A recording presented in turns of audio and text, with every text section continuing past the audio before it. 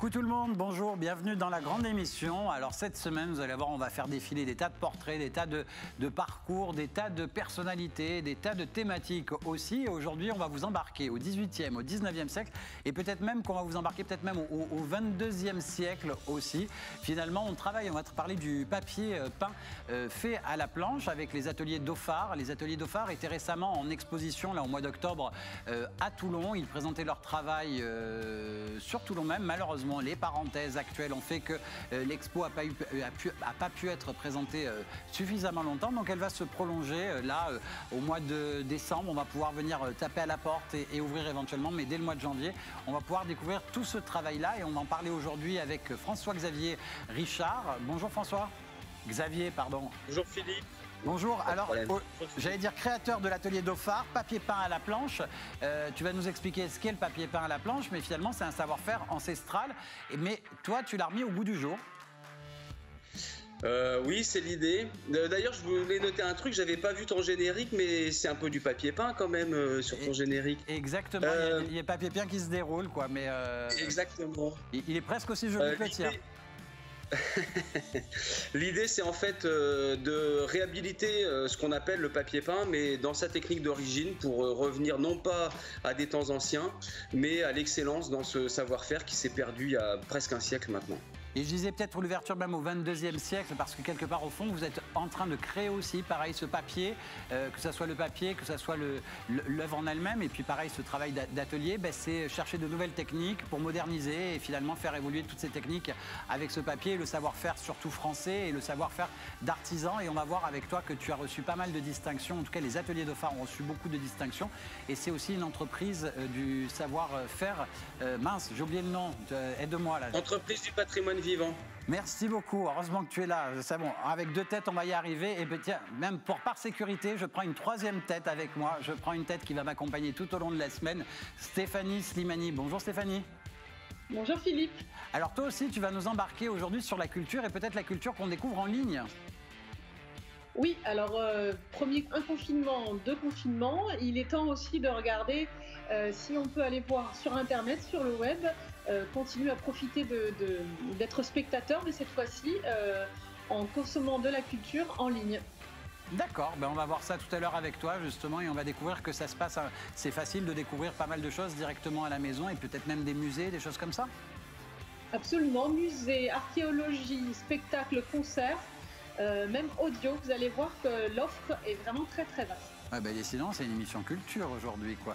Et en même temps, peut-être esthétique aussi, parce que je trouve le travail que... Merci beaucoup, Steph.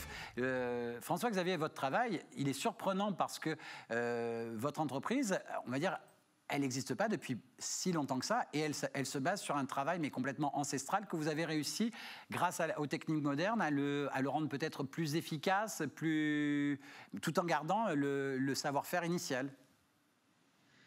Oui, c'est l'idée de départ, c'est d'une part de renouveler la technique pour remettre ce papier peint au goût du jour et pouvoir aussi répondre à des impératifs de restauration et de chantier de monuments historiques. Mais c'est aussi au-delà de ça, tu me disais tout à l'heure, en fait, on s'est rendu compte au fur et à mesure qu'on travaillait ce papier et ces techniques de papier peint qu'on est plus devenus des ennoblisseurs de papier. Et donc toutes les sortes de transformations du papier jusqu'à des papiers qu'on utilise et qu'on ne trouve qu'aujourd'hui, le papier thermique par exemple ou des choses comme ça. Là, tu parles justement de ce savoir-faire. Ce savoir-faire est aussi très utile que ça soit dans le monde du cinéma, que ça soit dans le monde du luxe pour les boutiques, que ça soit dans les décorations finalement de lieux, de restaurants et autres, chez les particuliers, mais aussi... Et ça, c'est beau à savoir, c'est la restauration et la rénovation de maisons, et notamment là, la maison où est né, où a grandi le général de Gaulle. Ouais.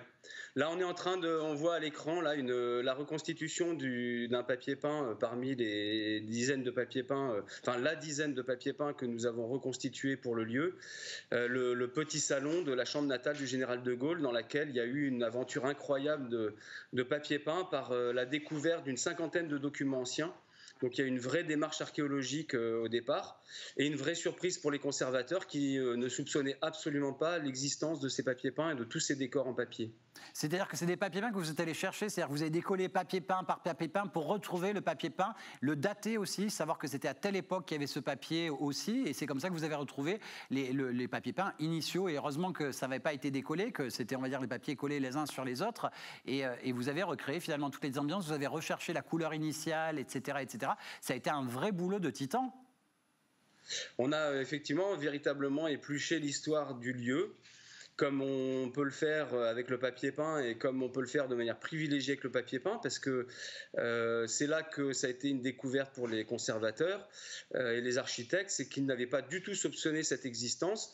Et on remonte 2 siècles de papier peint. Dans le placard de la chambre natale du général, on retrouve une quinzaine de couches de papier successives qui nous mènent à peu près la fin du XVIIIe siècle jusqu'aux années 1970. Et donc, il y a un vrai travail de recherche en amont.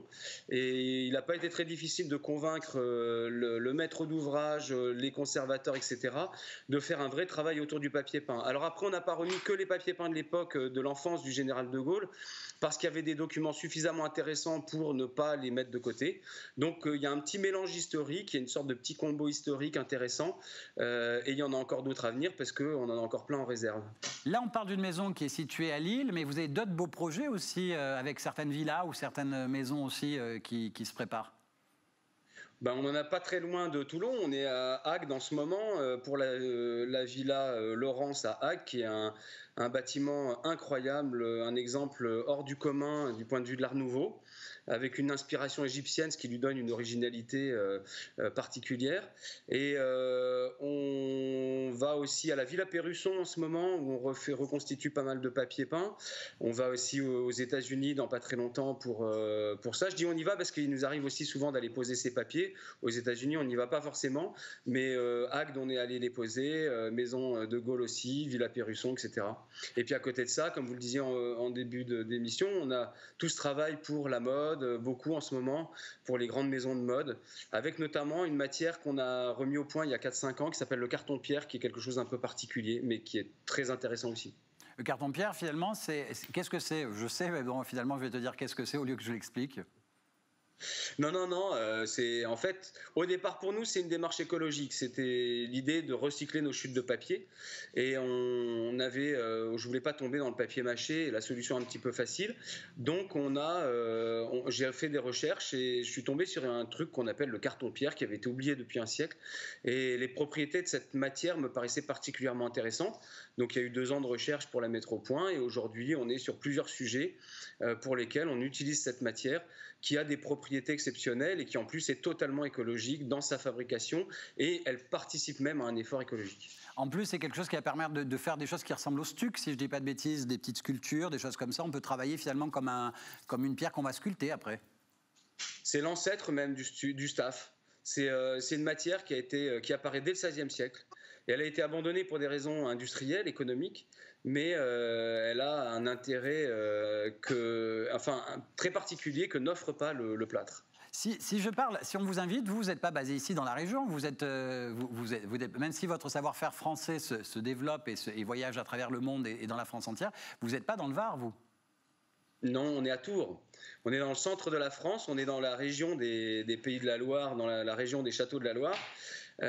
C'est pas tellement pour ça qu'on est installé ici, mais finalement c'est un cadre qui nous convient assez bien. Il y a la proximité de Paris qui est pratique, mais nous n'avons pas refusé, au contraire, nous avons eu grand plaisir à accepter l'invitation de François du Télégraphe pour venir montrer notre travail à Toulon.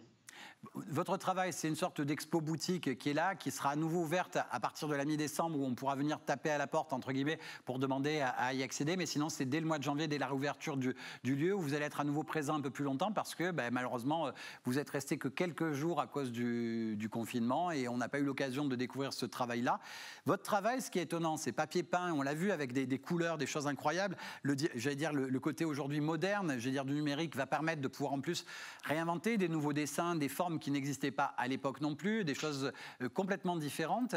Vous travaillez même sur une sorte de papier de chauffe. Comment tu appelles ça déjà, où on voit en fin de compte, grâce à la chauffe, il y a des formes qui apparaissent, et on a une petite vidéo justement. Alors ça s'appelle le papier thermique, tout le monde le pratique à peu près quotidiennement puisque c'est le papier qui est utilisé pour l'impression des reçus de cartes bleues et comme la vidéo le montre, c'est un papier qui réagit à la chaleur. Alors on ne voit pas tellement la chaleur mais on l'imagine bien. D'ailleurs une certaine chaleur puisqu'on est obligé de porter des gants, des maniques pour ne pas se brûler. Et ce qui était assez génial avec ce projet qu'on a réalisé pour une exposition au Palais de Tokyo, c'est qu'on a utilisé en l'occurrence le carton-pierre qui présentait un avantage particulier. Une de ses propriétés intéressantes, c'est qu'il est inflammable et on peut faire des empreintes dans une pâte fraîche et donc on a pu s'amuser à faire là, comme vous le voyez, des empreintes d'outils directement dans la pâte et la retranscrire sur papier avec la chaleur. C'est magnifique. Moi, ce que je te propose, c'est qu'on va aller avec Stéphanie qui vient de parler de culture Internet. Et puisqu'on parle de papier, on parle de ces techniques du papier. Il y a une autre chose, c'est-à-dire que le papier, vous avez travaillé sur un orgue en papier, c'est-à-dire que toute la musicalité, la sonorité se fait grâce au papier, parce que le papier, c'est ça aussi, c'est une matière sonore, et on n'y pense pas tout à fait. Je vais te laisser aller dans le petit atelier où il y a l'orgue, et en même temps, on va faire la petite chronique avec Stéphanie sur la culture et l'Internet. Steph, ton coup de cœur et un peu la parenthèse art et spectacle se fait sur le web avec toi aujourd'hui. Oui, tout à fait. Et juste avant, je voulais faire un petit clin d'œil parce que moi, j'ai eu la chance de pouvoir voir de près les papiers de l'atelier Dauphard, puisqu'en ce moment, j'ai la chance de travailler de temps en temps au Télégraphe pour mes créations. Donc, j'ai pu, comme une petite souris, me glisser dans l'atelier et les regarder. J'ai fait une visite personnelle. Voilà, ils sont magnifiques. Oui, tu as vu le côté, le toucher, etc., c'est incroyable. Oui, tout à fait. Culture très, très et Internet. Ouais. Culture en ligne, absolument. Je voulais saluer une initiative du gouvernement qui est très peu connue, pas assez connue en tout cas, qui a été mise en place pendant le confinement. Ça s'appelle Culture chez nous. Et ça va vous permettre d'avoir accès à des milliers de contenus culturels, que ça touche l'archéologie, le cinéma, les musées, les spectacles, la jeunesse, le patrimoine, la danse et les archives. Alors en fait, c'est un site web qui vous permet d'avoir tous les contenus. Ça peut être par exemple pour les enfants des jeux, des quiz, des chefs-d'œuvre qui vont être racontés aux enfants. Il y a également à peu près 1000 livres jeunesse gratuits. Numériques bien sûr. Vous avez aussi des ateliers créatifs pour les enfants. Pour l'art et le patrimoine, vous avez des visites virtuelles de musées, des visites guidées, pareil, c'est sous la forme de petits films, de films découvertes, des podcasts, des documentaires, des spectacles, des concerts, des pièces de théâtre, de l'audio. Et vous avez aussi plus de 1700 livres, là pour le coup, pour tout public, 1700 livres numériques. Là, vous voyez par exemple, il y a aussi des initiatives comme l'Opéra de Toulon qui met en ligne des lives et puis ensuite vous pouvez regarder le replay de récital. Là, c'était au foyer Campra. Bref, il y a énormément de structures qui s'organisent en fait et qui vous permettent d'accéder à des très beaux spectacles. Alors, évidemment, on n'a pas la saveur encore du direct, du spectacle vivant, mais je trouve, moi, c'est quand même une belle initiative à saluer qui peut, en attendant de se retrouver, puisqu'on va bientôt se retrouver, le public et le plateau et la scène. En attendant, moi, je trouve que c'est vraiment une initiative intéressante et à partager, surtout en famille. Mais après, tu le disais, il y a par exemple des pièces de théâtre, et c'est vrai qu'il y a des pièces de théâtre, j'allais dire, qui ont été filmées, même des anciennes pièces du conservatoire, je vais dire même pareil, du conservatoire de Paris, etc., etc. Il y a des trucs sublimissimes avec des comédiens qui ont été fantastiques, des mises en scène surprenantes. C'est aussi une manière d'aller regarder un peu comme on faisait avant au théâtre ce soir, finalement, et directement à la maison. Exactement. Exactement. Il y a des pièces de théâtre. Alors, on a toujours une image du théâtre filmé un petit peu désuète, mais sachez que maintenant, en fait, il y a vraiment des techniques de montage, même en direct. C'est beaucoup plus vivant et c'est beaucoup plus proche d'un spectacle qu'on pourrait voir vraiment d'un fauteuil rouge dans une salle de spectacle. Il y a une manière de filmer maintenant qui est beaucoup plus actuelle, beaucoup plus intéressante pour le théâtre. D'accord. Bon, d'autres points encore à aborder sur le web ? Alors notamment, il y a aussi des structures que vous pouvez aussi avoir la curiosité d'aller voir ce qui se fait dans les autres pays. Notamment, vous avez le Metropolitan... Ah, je suis un peu dans le noir.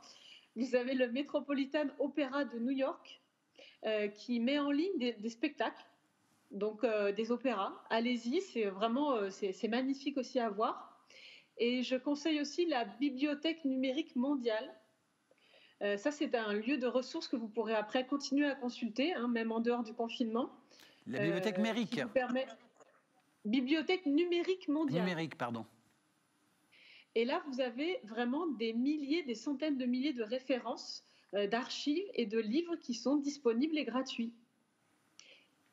D'accord, finalement livre et tout, mais c'est génial. C'est même peut-être des habitudes qu'on peut avoir au quotidien finalement, de pouvoir aller voir des expos qui se trouvent à l'autre bout de la France, d'aller voir des spectacles, d'aller voir des bouquins, des choses comme ça. C'est une sorte de médiathèque à la maison. Ben, je pense qu'en fait, le confinement aura permis d'émerger ce genre de propositions culturelles. Et maintenant, il faut aussi les faire vivre, c'est-à-dire qu'il faut bien sûr retourner voir les spectacles, mais on peut aussi prendre l'habitude de temps en temps, au lieu de regarder parfois une série ou quelque chose, de le remplacer sur un soir par regarder un opéra ou aller lire un petit peu ou voir des documentaires qui sont vraiment offerts et proposés par la culture. On a vu défiler juste une petite référence sur le musée numérique Microfolie à Saint-Raphaël. Voilà, donc c'est aussi un endroit que je recommande. Vous pourrez aller là-bas, visiter et voir les plus grands chefs-d'œuvre des collections des musées.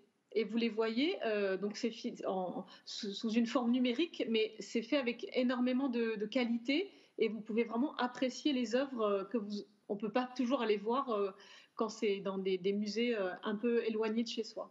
On recevra justement le Microfolie en janvier, la semaine du 18 janvier. Voilà, la semaine du 18 janvier, on en parlera et on parlera de ce fameux Microfolie. On va aller on fera un vrai beau zoom sur ce musée en janvier ici sur Varazur TV. Merci Steph, et tout au long de la semaine, on va te retrouver. Juste le site internet. Oui, volontiers, pardon. culturechez-nous.gouv.fr. On l'a vu en gros tout au long grâce à Sébastien et grâce à la régie, donc on l'a vu tout du long. Merci. Et tout au long de la semaine, on va te retrouver, je disais, avec toutes sortes de parenthèses, que ça soit artistique, atelier d'art. On va retrouver même les artisans locaux, producteurs qui seront mis à l'honneur. On parlera d'artistes, de résidences. On va parler de tas de thématiques avec toi tout au long de la semaine, donc avec un grand plaisir. Donc on te retrouve tout au long de la semaine avec les chroniques. Et là, n'hésite pas à réagir si tu le souhaites. On parle d'artistes, on parle d'art. Et justement, cet artisan d'art avec la Maison Dauphard qui est basée à Tours, mais qui actuellement a une expo qui sera visible dès la mi-décembre en allant taper à la porte du Télégraphe, mais sinon vraiment de manière réelle, expo, boutique à partir du mois de janvier. Là, il y a aussi, grâce à ce papier peint et grâce à ces créations, ils ont poussé les murs des capacités du papier pour le rendre instrument de musique. Et c'est ce que vous avez créé, un orgue à papier, c'est ça, c'est ça le titre exact? J'ai pas encore le titre exact. Le nom exact de ton instrument, c'est quoi? J'ai pas encore le nom exact puisque c'est un projet de recherche, mais pour l'instant on l'appelle l'orgue en papier. C'est pas un orgue avec des tuyaux, c'est un orgue en fait qui est sous forme de prototype de différents types de jeux sonores. Alors ça peut commencer par des cloisons comme des cloisons shoji qui deviennent des tambours.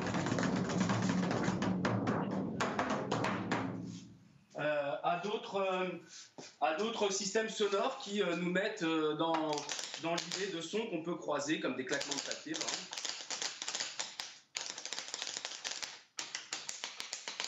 Alors moi, je suis pas musicien, des crécelles, etc. Moi, je ne suis pas musicien, donc l'idée, c'est vraiment de proposer à d'autres artistes cet instrument et de leur livrer en pâture. C'est vraiment l'idée d'un espace collaboratif. Ça, c'est juste un prototype et on va présenter un instrument, un morceau de l'instrument final au musée de la Chasse l'année prochaine, en espérant que le confinement, que le virus nous le permette.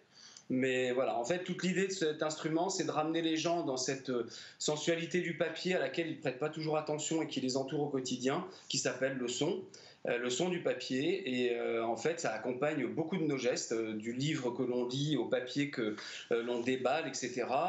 Voilà. Et donc, c'est cette idée de ramener, de raconter des choses et de ramener de la poésie et de la vie à travers le son du papier. À Tokyo aussi, vous aviez eu une expo et une résidence qui vous avait permis aussi de faire évoluer le travail sur le papier. Alors à Kyoto, c'était la Villa Kujuyama. En fait, ce projet est issu d'une résidence de 4 mois faite à la Villa Kujuyama à Kyoto, qui est un programme de l'Institut français et du ministère des Affaires étrangères. Et ce projet va être poursuivi l'année prochaine et je l'espère sur le long terme. Et à Tokyo, il y avait une exposition sur laquelle la proposition était un travail sur la lumière à travers le papier et l'effet que peut procurer le papier peint dans certains cas, à savoir se raconter des histoires et se raconter des personnages. Ce qu'on appelle l'appareil Dolly, c'est de s'inventer de voir des monstres et de voir des images dans des tâches. Pour moi, le papier peint, et pour beaucoup de gens qui l'ont connu, il y a un peu cet effet de lanterne magique du papier peint, et c'était un peu propulser les gens dans cette expérience. Et donc ça, c'était dans le cadre d'une exposition qui s'appelait Wonderlab, 15 trésors vivants français au Japon, ce qui était une première, c'est-à-dire que le musée de Tokyo, Ueno, exposait 15 artisans d'art français pour la singularité de leur démarche et de leur savoir-faire. Moi, ce que j'aime, c'est ce que tu viens de dire, artisans d'art français et savoir-faire. Ça, c'est important de défendre ce savoir-faire et de défendre l'artisanat d'art quand même. Oui, c'est très important. C'est important parce que je pense que dans le contexte actuel, d'un point de vue sociétal, l'artisanat d'art propose des réponses intéressantes. Et j'oserais dire, le papier, me concernant, apporte encore une réponse supplémentaire en vis-à-vis du numérique. Et j'entendais avec grand intérêt la chronique tout à l'heure sur la culture à travers le web, ce qui est hyper important, ce qui est très important. Mais je pense qu'il faut quand même qu'on garde toujours ce contact avec la matière et le vivant. L'artisanat d'art, l'image à l'étranger, la preuve. C'était une première fois que un musée national japonais exposait des artisans d'art étrangers et ils ont choisi la France. On était aussi en Chine l'année d'après, au musée national de Pékin, qui est quand même le deuxième musée du monde après le Louvre. Donc les savoir-faire français portent un vrai intérêt à l'étranger. Et même en France, où beaucoup d'initiatives naissent d'un peu partout, que ce soit la Fondation Bettencourt-Schuller, que ce soit les entreprises du patrimoine vivant, comme vous l'évoquiez tout à l'heure, etc. Mais vous avez reçu pas mal de prix. C'est quoi l'intelligence de la main? Vous avez reçu un prix sur l'intelligence de la main aussi. L'Académie des sciences aussi vous a délivré une distinction aussi en 2006. Oui, on a eu quelques prix, Talent du Luxe avec le Talent de l'Audace, c'est le Centre du Luxe qui nous a distingués pour l'audace de la démarche. Celui qui nous suit, le mécène et la fondation qui nous suit beaucoup, artisan d'art en France, c'est la Fondation Bettencourt-Schuller avec le prix de l'intelligence de la main. Qui distingue qui ont 3 prix chaque année, dialogue, parcours et prix de l'excellence. Ils suivent. Ce qui est très agréable avec cette fondation, c'est que après on n'est pas lâché dans la nature. On a une association qui nous permet de continuer à faire vivre l'artisanat d'art et les lauréats entre eux dans des projets collaboratifs. Donc voilà. Donc il y a un vrai il y a un vrai sens aujourd'hui, je pense, dans la société d'aujourd'hui, à l'artisanat d'art, et c'est bien que plein de gens se battent pour ça et défendent ces savoir-faire. Et comme tu le disais, à l'étranger, vraiment notre savoir-faire est vraiment, je veux dire, il y a, voilà, même nos tenues provençales, c'est tout notre artisanat provençal et tout ce qui est aussi, même notre folklore provençal et nos tenues anciennes qu'on oublie, et ce savoir-faire qu'on a oublié, il intéresse énormément l'étranger aussi, c'est-à-dire que même que ce soit la broderie, etc., on a tout intérêt à... Stéphanie, merci. Oui. Merci et merci à vous en tout cas. Et comme disait François-Xavier, effectivement, la culture en ligne c'est bien, mais surtout continuer et retourner au théâtre le 15 décembre. Tout rouvre. Tout rouvre, tu as raison. Et puis le 15 décembre, les portes du Télégraphe vont pouvoir réouvrir pour cette expo, boutique expo qui sera présente sur place. Mais voilà, il faut vraiment taper à la porte pour qu'on vous l'ouvre. Sinon, c'est dès le mois de janvier où avec leur programmation, ils réouvrent et on va pouvoir accéder à ces ateliers Dauphard. Sinon, si vous voulez en savoir un peu plus, ils ont un site internet, atelierDauphard.com. AtelierDauphard.com, vous allez découvrir tout leur travail. Vous allez voir que vraiment, ça va du totalement contemporain au totalement ancien. On le voit, c'est comme ça aussi cette rénovation de la maison du maison de naissance du général de Gaulle à Lille et d'autres projets, comme tu disais. François-Xavier, un grand merci à toi d'avoir été avec nous. Merci Philippe. Et bravo pour la connexion fibre, pour bien le prononcer. Ouais, non mais le moderne est essentiel, c'est comme ça qu'on a fait revivre cette technologie cette technique du 18e. Donc vive la technologie, mais vive aussi les mains, l'humain, enfin voilà. Ouais, parfait, super. Bon, l'intelligence de la main et la fibre, apparemment, vont très bien ensemble. À très bientôt. Merci François-Xavier, merci Stéphanie, merci à toute notre équipe avec qui on va passer la semaine ici dans la grande émission. Gros bisous à tous.